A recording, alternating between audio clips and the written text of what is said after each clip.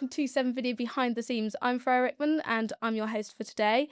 And today I'm going to be introducing another member of Team 7 Video, and that is our creative director, Rob Ward. So, hello. That's what to say. No, that's all good. Well, I'll start with the questions. I've got plenty to ask you, so don't you worry. So, let's start at the beginning. So, you're creative director. How long have you been with 7 Video now? So I've been with 7video 7 years now. So I'm into my eighth year. I joined in December 2018, and I came in as a video producer. So I had done video production at a previous job for a couple of years, and then got a conversation with Pete on LinkedIn, and obviously had an interview with him, and was brought on board. And at that time, there was only four of us in the business. Which site were you at that point? So we were at the what was it called? It was called we were at the Alaska building. Yeah, so it was a very small office. It was probably only a bit bigger than this room. It was very small, and there was just enough room for enough desks, and all the kits were lined up. And yeah, I'd come from previously working in the Express and Star building, which used to be obviously a big newsroom. So coming from that huge open plan office to a tiny little office was a big change for me. But no, it was great. It was great to be part of a small team and working alongside people, because I hadn't had that previously. Before, it was just me working on my own. But it was good coming into a team of people to work with. Yeah. So you mentioned that you were in the offices at the Express and the Star. I don't know. Well, where does your background come from? Like, what started it, and what made you shift to more video? Well, it was more. So the Express and Star had set up a digital agency, marketing agency called M&A Digital. So I worked there as their video producer, and I also did a bit of paid advertisement when that started to dry off, because they were relying on a lot of salespeople to sell it, and none of them really knew what video was or how to sell it. So the work wasn't there consistently. So I ended up doing a bit of paid advertisement as well to sort of keep me busy. But I went to university, did film production, so I always had this sort of the filmmaking bug. Came out of uni, saved up, worked in retail, saved up for my first camera, and then used that camera to create some films for family and friends to get a bit of a show reel together. And that's what got me in the door at the Express and Star and the M&A Digital. I love it when people have a story that's like, I had a go, I made it work. And then it built. Yeah. So I always obviously wanted to make the university degree pay off. So yeah, it was good. I wanted to do something that used it, but I say initially it was working in Next as retail in sort of the home for selling furniture and things like that, which was fun. Apart from the Boxing Day sales, I didn't enjoy. But see, I would have been in line at those Boxing Day sales. Yeah, and I would have been there going, "Why are you coming out on Boxing Day?" Bargains. I think they've changed it now. I think they've made it so sign up online now. I get a slot and everything. It's very specific, but I assume that makes the lives of the retail staff I think easier. they've put it. I think they moved it to a different day, because it does make sense. It didn't have to be on Boxing Day. Who wants to run on Boxing Day? Not the staff, not the people at the door. The day after Boxing Day is fine. So yeah, I did that a few times, which was fun. And so yeah, that's how I sort of got into joining 7 Video. And obviously I came in as a video producer. Yeah, how did that progress then? So I'd created a few animations while I was at my previous job. Started off by just doing animating some logos and lower thirds, things like that. But gradually just pushing myself more and more. I can do that. I can animate this. I can animate these shapes. I can animate the text. I can animate a character. And kind of just sort of took it upon myself to really try and learn the new skills for the animations. Whether or not the client wanted it, I was kind of like, well, even if they didn't, I was going to try and push it and make something new, sort of grow my own skills. So I kind of naturally sort of grew in animation. I didn't set off in animation at all. I'd always used After Effects to a point, but really just sort of got more and more familiar with that over the years, and yeah, to the point where animation sort of became, my diary was getting filled up more and more with animation work. Obviously, with the four of us, it was every time an animation came in, I was the only one that could really do it. So as that demand grew, I just became more and more office bound. And in fact, on one shoot, I remember we went out, it was quite a big shoot we were going on, and it was me, Si, and Pete, and we were all there ready to go and film, and a job came in last minute, and I ended up staying in the hotel room all day on a laptop doing an animation instead. So yeah, that's interesting. That's a fun trip for you then. Yeah. Could have stayed at home, but that was it. That was the sort of, jobs came in, and yeah, I was there to jump on them animation wise. And then obviously as we grew, we started bringing people in to help out with that animation, and more specific animators came on board over the years. Yeah. Oh, that's really interesting. Was there a particular shift? Like, was there a moment where you were like, because if you said to me now, I've got this animation project, you have a go, I wouldn't know where to start. So the fact that you just picked it up with no necessarily formal prior training, like, what was the moment you were like, yeah, I'll give it a go? I can't remember, to be honest. It would have been a request at a client, probably in my previous role. They would have they said, can you do this? And it would have been, yeah, I can do that. And then just work out how to do it. Because I was the only one doing film and animation at my previous job, I could kind of just get on with things and not be. You were the best option. Yeah, I wasn't really bothered by any managers or anything. I was just like, as long as you get the film done and the client's happy, great. So yeah, I can't remember a specific time. The first one I did, actually, I yeah, honestly can't. Wish I could. Maybe I have to think about it, which one I did first. But it did just kind of grow gradually, and you see that through the animations I've made, and even our previous showreels at 7video. You can see how animations come on from where we were to where we are now. So yeah, there wasn't an exact moment that sort of like, oh yeah, this is it. But there wasn't an exact moment. But as demand grew and as we grew as a company, it became more obvious that I was just going to shift more into full-time animation. So it was kind of when I became head of animation several years ago and set up the animation department and grew the team that way. Was kind of the real moment. I was like, okay, now I've shifted into being an animator. If it's a big job that required a lot of people, I was there and jumping on projects, or if demand in film grew as well, I would jump on the odd project here or there. Yeah. See, when you talk about growing the team, actually, I know that we brought Cal on as an apprentice. Yeah. Did you oversee that? Like, what did you Yeah, start with, and so how was that process? we started with a chap who was like me, was a video producer that did a bit of animation, and yeah, like me, did exactly the same sort of path. He left just after COVID, or in the middle of COVID, because obviously when COVID struck, the business sort of shut down film wise. All of our events disappeared, and it was basically just held up by animation work. We were able to convince people they could still sell their messages and promote what they need to promote through animation. So it was myself and this chap worked with Pete Taking the whole alongside workload Lockdown. on. Yeah, which was an interesting experience. So you were holding the business up, Yeah. and Pete was making Lego. No, Pete was working. So Pete was obviously one of our main selling points at that point. He would be out selling the work, talking to clients, making sure that they're with us. But yeah, I didn't get to be furloughed, unfortunately. Didn't what? Sorry. I didn't get furloughed, I unfortunately. didn't get furloughed. Yeah. No, me neither. No, who would have? I'm always a bit jealous, but at the same time, it's nice to know that I was needed to keep things going.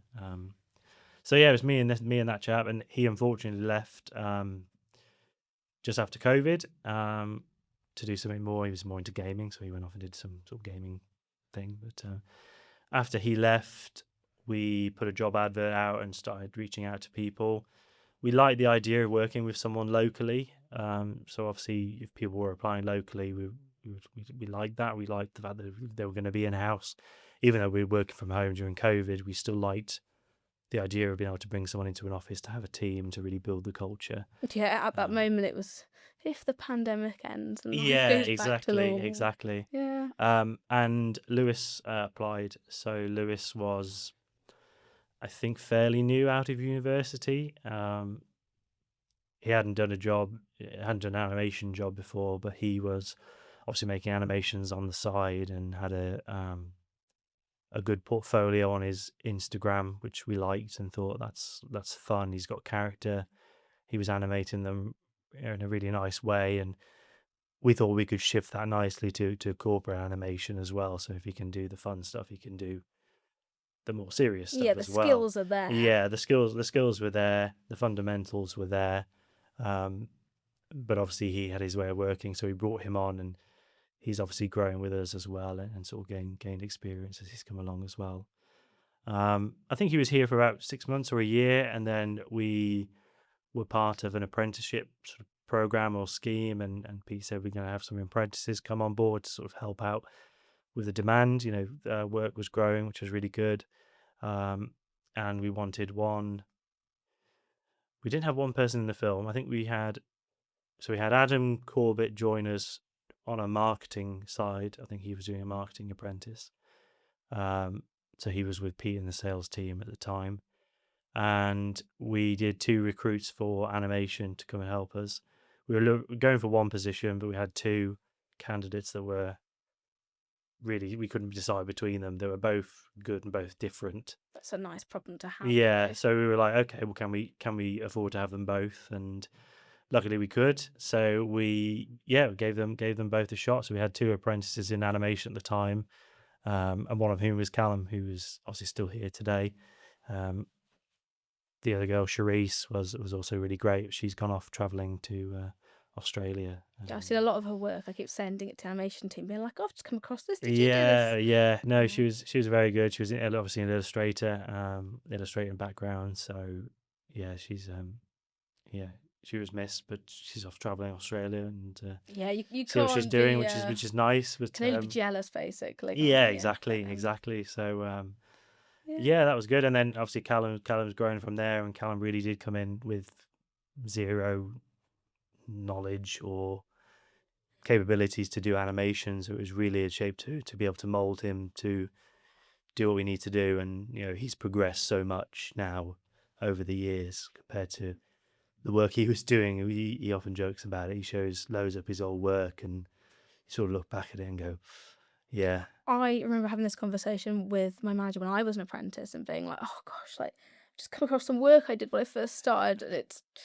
painful to look at." And she said, "But if you didn't look back at it like that, you Yeah, wouldn't have made any progress in all this time." And I've always remembered that whenever I look at something, I'm like, "Oh gosh," it's like, "Well, I'll do it better next time. I know." Do you know what I mean? I can look at that and go, "I'm better than that," and yeah, that's the yeah, point, isn't it? So, absolutely. So yeah, he's come on a long way as well, which is good. yeah, no, And obviously we've got Isaac as well. Isaac is dips into the animation side every now and again. He's obviously a 3D animator, so we don't do 3D animation. We've dabbled in it, we can do a bit of it, but Isaac's really got the sort of the head for 3D, and yeah, very good at producing some really nice 3D work for us.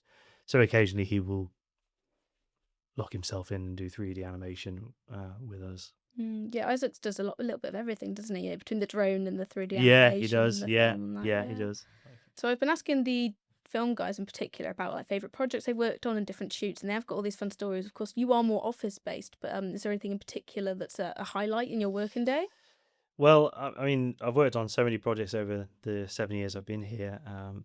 Obviously, film and animation, and the film ones do get more exciting because obviously you can get out and about. I do like leaving the office occasionally. I don't like always being in the office. But one of the big ones that I produced was Nigel's story, which was for Midlands Air Ambulance. We spoke to them about doing their case study for that year. So every year they would do a case study to promote the work they do around someone that they've helped save. And P and I met with the client and sort of found out what they wanted to do. And they mentioned that they got this guy Nigel on board to speak, is happy to speak on camera. And we found out a bit about his story, how he was helped by the Midlands Air Ambulance, and how he survived. He unfortunately had a heart attack at a family home, so he was rushed to be saved by the Midlands Air Ambulance and the charity and the ambulance service as well. So we were able to take his story and try and capture that in the best way possible. The reason I like it is because we took that story and I was able to write a script and narrative around it based on what we knew had happened to him. So we'd already done a bit of a pre-interview with him and had the client had already done an interview with him. So we had a breakdown of exactly what had happened in the situation. So that meant we were able to write a story around that situation. I've seen the video actually, and it's really impactful. I think the way actually that you've shown the perspective is really clever because, of course, in that moment, like, Nigel and his family at the time obviously didn't know what the outcome of this really frightening situation was going to be. And like, if you've not watched this, you should go and watch this. But it's the fact that as you're going through the video, it's, from the point of view of Nigel's family, his partner, and they're talking about that fear and like the impact that the air ambulance team had. Yeah. And then after all of that, you're building up, there's this tension, then there's this like, real empathy for the family that's built through how they're all talking about him. Do you know what I mean?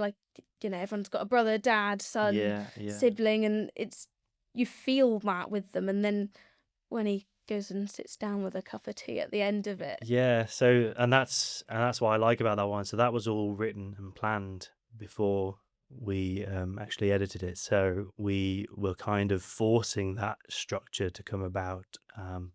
Their previous case studies were very much like you'd see the survivor talking straight away, and we wanted to just play on that a little bit and keep the audience guessing that maybe they didn't save this one. Maybe this was a case study about someone they couldn't save. So that sort of led the structure of the film to be led by the family, then the services, then the reveal that they saved him. Sort of formed the structure. Kind of amplifies that impact as well. Yes, and it does. Yeah. Oh, well, thank God the air ambulance team turned up Yeah, and helped yeah. sort that out. And it doesn't. It's not enough. When we looked at other work that was out there, we found that it wasn't enough to just put sad music on something and make it black and white. Obviously, what they're dealing with day to day is incredibly emotional and tough and sad anyway. They're dealing with life and death. But so it's already got an edge of being sad for the sake of it. But we wanted to make sure that the audience watching it really like Nigel before even meeting him. So that's where the idea of talking to his family came from first. We wanted to build a picture of who he was so that you as an audience member are watching it going, oh wow, I really like this guy. I hope he's all right. Yeah. I hope he gets through it. I also think by like kind of talking about that though and getting his family members to talk about it, it makes people kind of project their own idea of Nigel. And they're sat there going, oh, he lights up the room, he's a nice guy, all these things. And they're just painting this very kind, genuine man. He's a real person. You're sat there thinking, oh, he sounds like my dad. Do you know what I mean? And then it kind of makes people really relate to this story as well. And they almost feel a bit, part of it. It's one of those things. It could happen to anybody. And I think you captured that really well. Yeah, no, I did. I say it was a powerful film. I think at the time, very very lucky Nigel, pulled through and survived it. I think a year later, my uncle passed away from a heart attack, and he was on his own. No one was around, and the chances of survival are so slim. And that was what the Midlands Air Ambulance wanted to get across. They wanted to focus on the fact that this is such a hard thing to survive if you're not in a hospital, and the fact that they were able to bring that expertise, the top medical equipment that they carried, that you think would be a part of the NHS, but it isn't. Yeah. It's part of the charity, and the charity has to be funded by donations. So ever more important for case studies and awareness to be raised about the charity. But But I think the reaction of the film was really good. It was played at an award night at a fundraising event for the Midlands Air Ambulance, and I know they said there was a lot of tears in the room, which is obviously a good reaction to have, because you want people to be emotionally connected to what you've made. And if you can get an emotional response, it's much more memorable. Yeah, no, I really, really loved watching that one. I think we do a lot of interesting projects, but I think some of the ones that are more interesting to me is how you take a situation that's really difficult and you tell that story and you keep it personal, but you are still sensitive about it. And that's it. The variation of the different projects the whole team works on every day. Yeah. That's, I think, sometimes some of the harder bits. It's telling it properly, but telling it We had right. to be very careful, obviously, speaking to the family. As you'll see in the interviews, it's a very emotional topic. It was very hard hitting, and we did have to be very sensitive with the way we handled those interviews. We didn't just go in and start asking questions with the camera in their face. We briefed them. We made sure they were comfortable. If they wanted to stop at any time, we stopped. So that really helped them relax and become comfortable with us, because it's daunting when you have getting film doing anything, but especially talking about something so personal and emotional. So they Yeah. do really well Uh, with that one. I can't imagine that's easy, but no, big well done to the team working on that one, because it's just such a. I just think it came together so well that it really shows all the effort you put in. But yeah, have you got more? I have got more. I've got lots more. So animation wise, obviously Hope House probably been mentioned. It's one of our I think one of our animations we're most proud of, because again it's another very emotional sort of topic and situation. So Hope House are a children's hospice, and they do some really fantastic work, and they approached us because they wanted to show what they do as an organization, but obviously filming something so personal and so sensitive was going to be difficult. They really liked the idea of doing an animation and a character animation. So we had a meeting with them, sat down, pitched some ideas to them, worked out what budget they were comfortable spending to sort of get this message across. And then we went into production to create a character animation. The original brief was to encourage people to leave donations in their wills. So the original story we pitched was an elderly lady is signing her will, and the will signature was turned into a butterfly, a white butterfly, and that butterfly was going to fly through Hope House to showcase the work that they do, which was a really nice story. We went through several versions of that script and we storyboarded it, but with the feedback from the client that it wasn't quite working. So we went through to the storyboard stage and realized that it wasn't quite having the impact that it needed to, and it wasn't reflecting Hope House in the best way possible. And we had another meeting. We went to visit them at Hope House, which was really, really quite tough to go visit Hope House, but at the same time they make it so homely and welcoming for the children there, and that was the one thing they wanted to get across, that it was a personal experience for each of the children there. Every child is unique, and every child needs a unique, tailored experience, and that's what Hope House wanted to get across. They wanted to get across that every child has different likes. How can they maximize their experience at Hope House? Yeah, how can they still let them be children? How can they give them in the best circumstances? quality of life, the best, create memories between their families and them? That's what they wanted to capture. So we went back to another initial concept that I pitched was, well, let's focus around one child. Let's create a character, a young boy that's at Hope House with his family, and the boy loves space. He's space mad, loves space.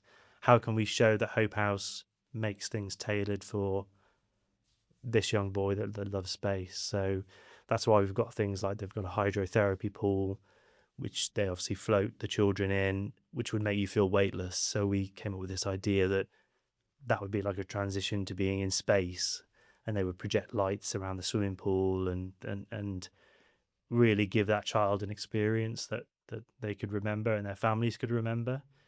So that was what led to the story with Hope House. And obviously it was a big team project. The whole team worked on it. Designs were done by Charisse. Was it really, really lovely character designs that we pitched to the client and got sign off on. We had to make sure they represented the children and the workers there, and it felt authentic to Hope House. One of the harder things to do with animation, I think, is to build that sort of human emotional connection, because you are dealing with cartoons. They're not real. But I think we achieved that with Hope House. I think you can watch it and go, "Oh wow, this is really nice." And the reaction we had from it is of people who watched it and got quite teary watching it. I was just going to ask which, about the impact. yeah, which obviously it's held by the topic. The topic is incredibly sad, but I think the impact at the end, the decision we made was to let's show some real children at the end, to really just to bring that reality into it. You know, we didn't want people to watch an animation and go, okay, that's just an animation. It's a story, yeah. But when you see real people, real faces, real children, that sort of hits home of, wow, that's quite powerful as well. Yeah, I think the big thing about animation for me is the fact that you can take these really personal stories, these difficult situations, and you can, I don't want to say even take, it's not less personal, because these are real stories, it's a real children these things happen to, but by kind of following the journey of this butterfly and showing the child and showing the story in the hallway, you kind of keep it as the potential and the idea of, without obviously well, logistically with Hope House, it would have been, you could have done it with a film, but to film a real child going through what they're going through in a real family, it's very, very tough. Yeah. And how do you show abstract ideas? Like you want to make this, you want to get across that this child feels like they're in space. You could do that with film. That's what I'm trying to say. It's so well done by the team that you can show the impact and the emotion, and it's very difficult and it's got people emotional, as you said, while still showing it as, this is a really difficult situation, but we can still, Hope House can still give these children incredible experiences. They can let them be children and have that bit of their childhood back, and showing that animation as a opportunity, and a blessing to these children who need this kind of light in their lives, while also not fluffing it up and making it all, because it is a difficult situation, but keeping that underlying depth to it while still showing the beauty of what they offer. It's such a fine line to balance, I think. Yeah, there was a lot of back and forth with some of those scenes. Obviously, towards the end of the animation, we do show the child, passing away. The subtleties around the animation, how we made that look without being, make sure we handle it with sensitivity, but also make sure it comes across that this is happening. And I think the team did a great job at animating some of those scenes to really feel, the subtleties there to sort of show what's going on. So yeah, it was a really, really fun project, really collaborative. Say the whole animation team was involved, other members of 7video were involved, but it was just a great one to lead on and sort of oversee and take from start to finish. It was a really, really fun one to work on. We recently worked on a project for DECRA that was about one of their products. The goal was to raise awareness to vets, to make vets aware that this product was available. And that just to add some context, just want to note that DECRA is a veterinary pharmaceutical company. Yeah, veterinary pharmaceutical company. I have to watch what I say because I can't name their product because of their technical legal things. So I'm trying to remember sell it without selling the product itself. But basically, if a cat's ill, if a cat's got a diagnosis or a disease, it starts losing weight. The weight loss is a symptom of the disease, but it's something that can obviously kill the cat, because if they lose enough weight, that's very, Yeah, very, that's very it. That's the risky. energy gone. So while the vet is trying to do a diagnosis, trying to work out what's causing the weight loss, they should be using this product to help the cat gain weight, so maintain its weight and keep healthy, while they look for the problem that it's solving. So it buys some It time buys, and some health. yes, it buys time. It keeps the cat at a healthy weight while they investigate what it is that's causing the weight loss in the first place. So they wanted a campaign that basically said that messaging to vets. It told them, this is what you should be using. You should be treating it straight away.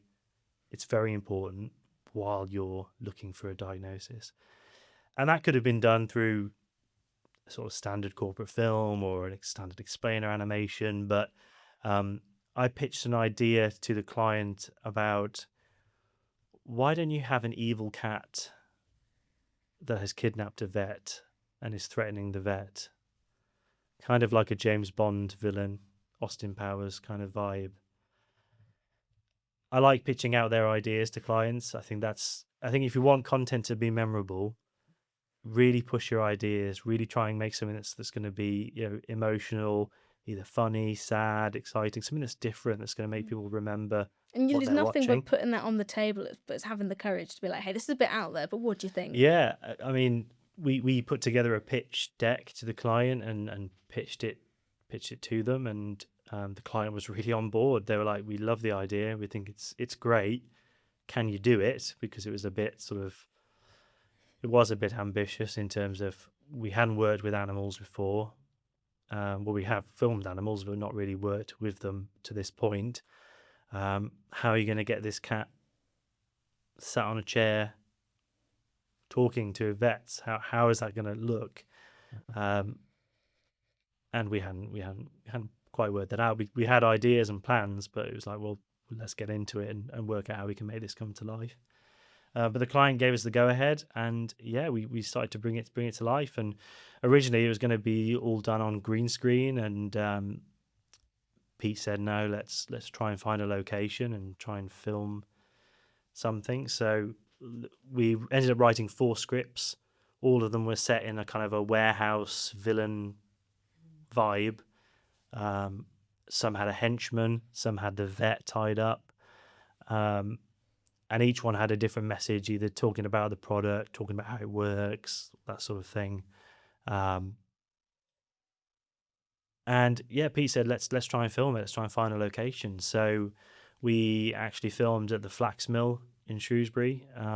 It's something they use for events, and it looks very industrial, quite cold, rough. It's a really good idea to use that. It was really good, and we got there and we were like, yeah, this feels like this could be an evil lair of a villain that's been taken somewhere. So that was a good. We reached out to them; they were on board. We obviously got the location sort of locked in. The issue we had was the cat. How do we get the cat to a location without the cat running off, getting lost? Whose cat was it? So we actually approached several agencies that have professional cat models. I didn't know that was a thing. It's a thing. Yeah. Are cat models more expensive than human models? Can I ask that? Yes, they are. Yeah, they are. More of a niche, I guess. They are more expensive. But yeah, we reached out to a couple of agencies and found a cat. We were looking for a specific cat. It had to match the campaign materials. It didn't have to, but we wanted to tie it into the rest of the work they'd done previously. So we were looking for a very specific cat. Niche market. Trying to find it. We had a cat lined up, but obviously we still didn't know how. The cat was well trained, but to the level of what we needed it to do, we were going to find out on the day. But the biggest issue was, how do we how do we film the stuff with the cat on location without losing the cat?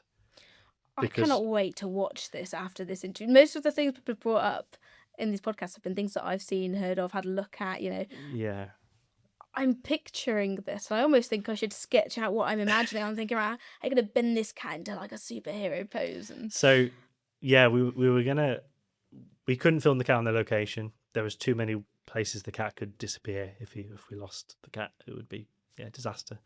So came up with a solution that we were going to film the cat in the studio, and we were going to film the rest of the stuff on location. So we had the cat in an owner. An owner was sort of stroking the cat. So we had the chair. We were able to put that in the location. We were able to film with the henchmen and the actors in the location. But every time you see the cat, that is in the studio and the green screen. So we then comped them together to look like they're in the same setting, but they're actually two different shoots on different days. Did you have a lot of confidence in that at the time, or was it I think this is the best approach and this is what we're going to have to try? Yeah, I mean, I was prepared to do a lot of it in green screen anyway. I think green screen can be done well. You make sure you light it right. You can get a good result. It still obviously looks green screeny to a point, but because we were focusing on a cat which was so close up, the background was only in it a little bit anyway. So it worked a lot easier. It wasn't trying to do a full-on movement sequence or someone dancing or fighting in front of a green screen. It was just a cat on a chair. So it was quite easy to then isolate it and put it into a new background, a new setting.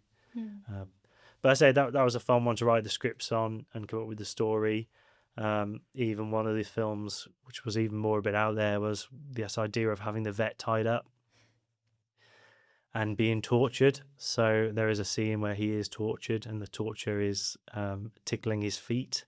Who was the vet? Was this an actor, or It was did an you actor. pick someone from The Office? No, as victim? it was an actor. Yes, it was an actor with a bit of a comedy background as well. So he was able to be really expressive with his face as well, which was fantastic.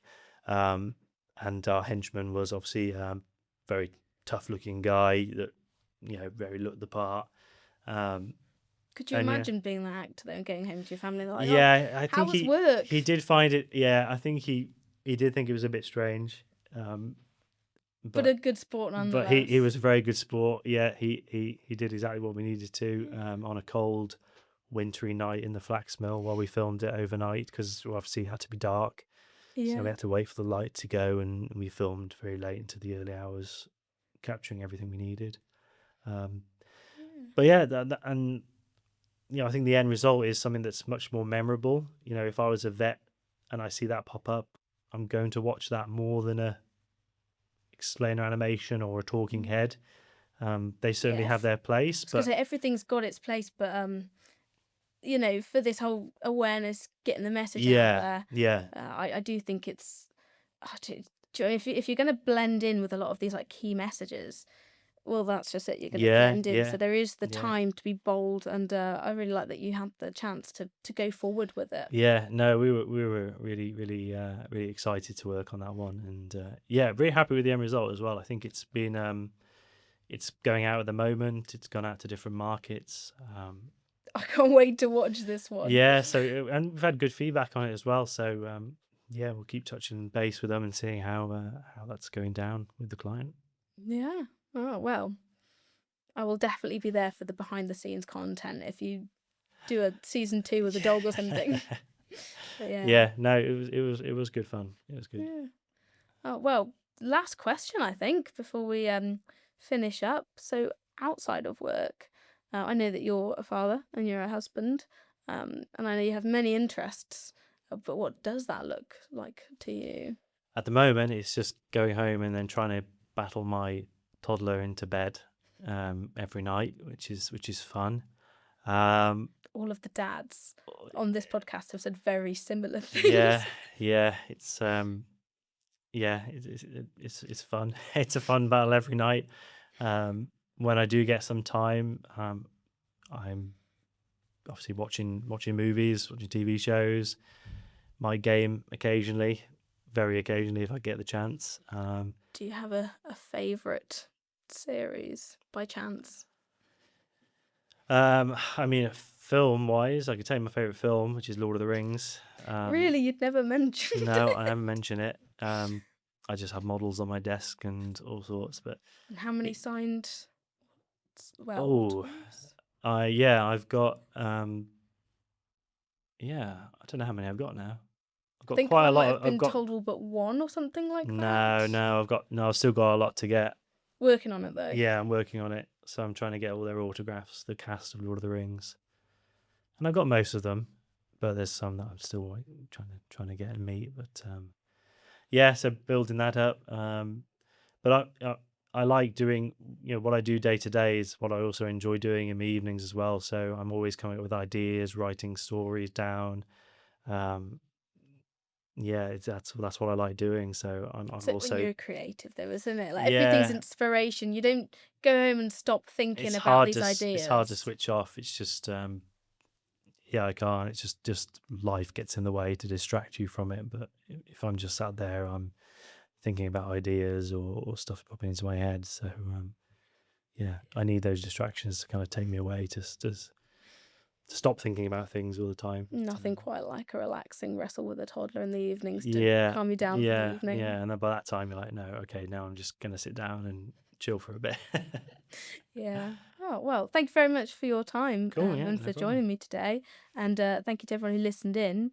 You can keep up with more of what Team 7 Video is up to if you want to follow us on social media at 7video. I'll put everything on the screen for you. And see you next time to introduce another one of my colleagues.